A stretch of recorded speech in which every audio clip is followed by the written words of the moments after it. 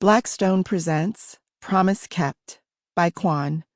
This book is read by Honey Jones. Prologue. Pain.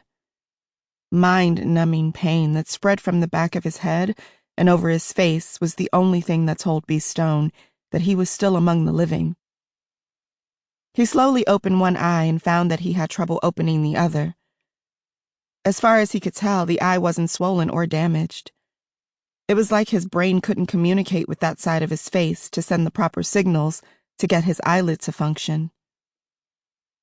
Pressing the knuckles of both his massive hands into the carpet, he tried to push himself up.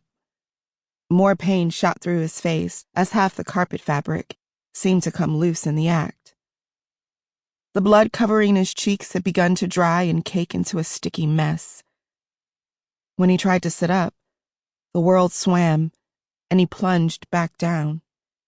He lay there like a cripple, breathing heavily as if he had just run laps. He was in worse shape than he initially thought. A murderous fire burned in his heart as he recounted what had happened to him and who had been responsible.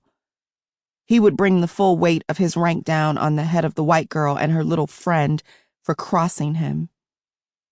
They tried to take him out and failed. It was a mistake they wouldn't live long enough to regret. "Take it easy, Blood," Blackstone heard a voice say. "You might have a concussion."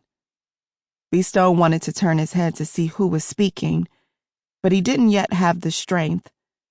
When a pair of hands took him under both arms and gently began pulling him from the ground, he didn't resist.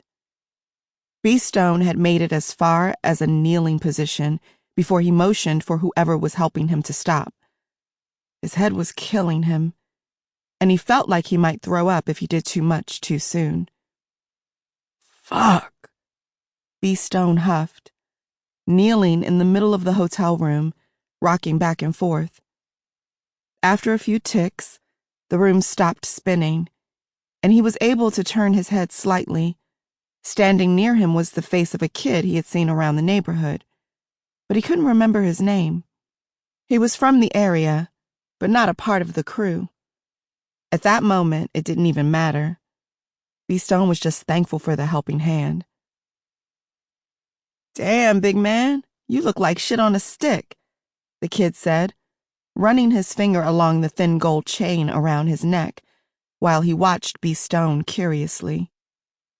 Blackstone caught the insult, and normally he would have thrown the young civilian a good beating for speaking to him in such a way. Sample complete.